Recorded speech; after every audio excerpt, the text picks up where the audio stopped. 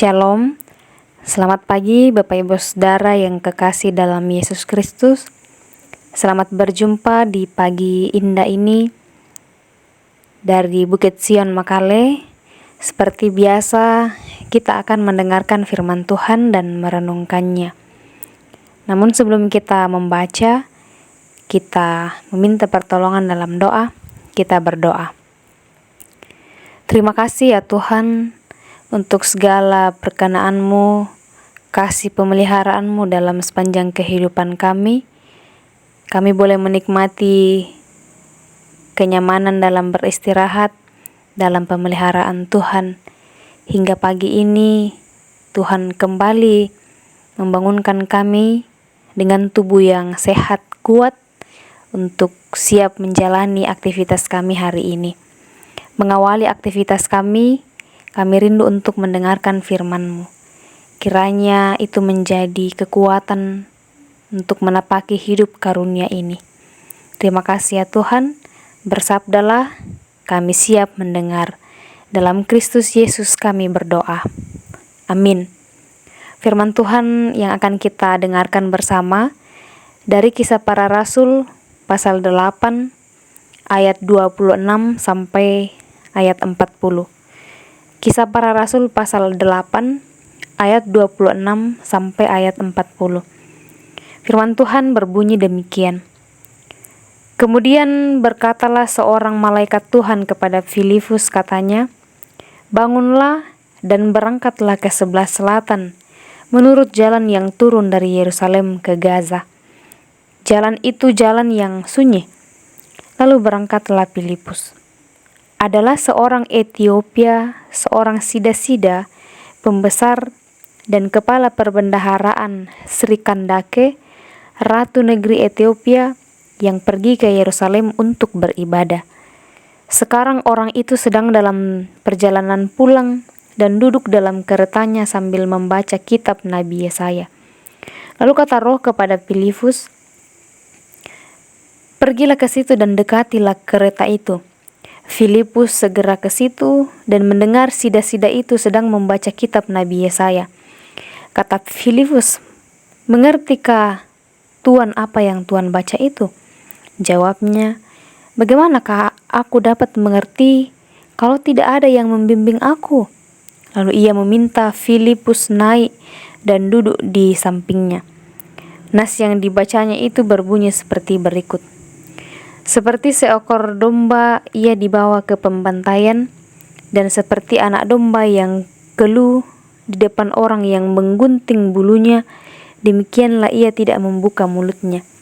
Dalam kehinaannya berlangsunglah hukumannya. Siapakah yang akan menceritakan asal-usulnya? Sebab nyawanya diambil dari bumi." Maka kata sida-sida itu kepada Filipus, "Aku bertanya kepadamu, tentang siapakah Nabi berkata demikian? Tentang dirinya sendiri atau tentang orang lain?" Maka mulailah Filipus berbicara dan bertolak dari nas itu. Ia memberitakan Injil Yesus kepadanya. Mereka melanjutkan perjalanan mereka dan tiba di suatu tempat yang ada air. Lalu kata sida-sida itu, "Lihat, di situ ada air. Apakah halangannya jika aku dibaptis?" Sahut Filipus, "Jika Tuan percaya dengan segenap hati, boleh." Jawabnya, "Aku percaya bahwa Yesus Kristus adalah Anak Allah." Lalu orang Etiopia itu menyuruh menghentikan kereta itu, dan keduanya turun ke dalam air, baik Filipus maupun sida-sida itu, dan Filipus membaptis dia. Dan setelah mereka keluar dari air, Roh Tuhan tiba-tiba melarikan Filipus, dan sida-sida itu tidak melihatnya lagi. Ia meneruskan perjalanannya dengan sukacita. Tetapi ternyata Filipus ada di Asdod. Ia berjalan melalui daerah itu dan memberitakan Injil di semua kota sampai ia tiba di Kaisarea. Amin firman Tuhan. Bacaan kita ini diberi suatu tema, yaitu melangkah dalam kuasa Roh Kudus. Melangkah dalam kuasa Roh Kudus.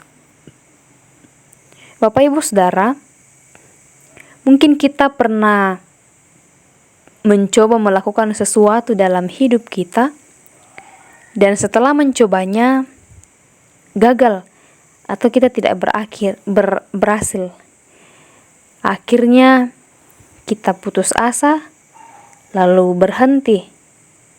Atau contoh lain, ketika kita belajar sesuatu dan kita tidak mengerti, lalu kemudian langsung kita tinggalkan. Demikian pengalaman Filipus bersama seorang pejabat Ethiopia yang sedang membaca kitab Nabi Yesaya, dan itu adalah hal yang sangat luar biasa, yang mana sida-sida ini ternyata sangat serius membaca firman Allah, padahal ia sama sekali tidak paham maksud dari tulisan tersebut. Ayat 27-33. Dari pertemuan Filipi dan sida-sida, kita dapat belajar dua hal. Pertama,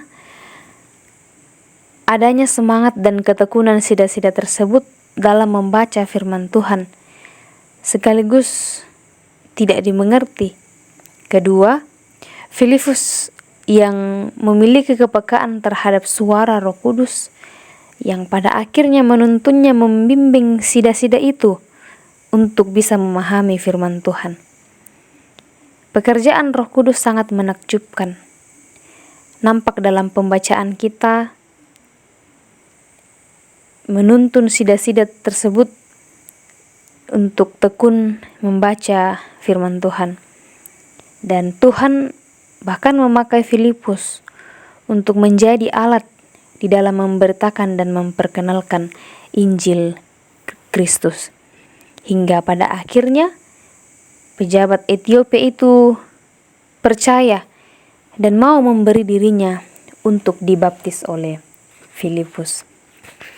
Bapak Ibu Saudara, dalam lingkup kita saat ini banyak orang yang sudah tidak ingin atau berhenti membaca Alkitab karena ada banyak alasan. Biasanya alasan sudah membaca namun tidak dimengerti, dan alasan-alasan yang lain. Memang dalam Alkitab ada bagian-bagian yang sulit untuk dimengerti, dipahami, namun ada juga yang mudah untuk dipahami.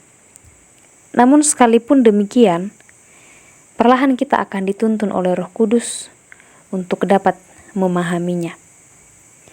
Kita lihat sida-sida dari Ethiopia yang sama sekali tidak paham apa yang mereka baca, tapi mereka mau memberi diri dalam kerendahan hati untuk dituntun, untuk diajar, sehingga bisa mengerti, dan akhirnya mereka percaya lalu memberi diri untuk dibaptis.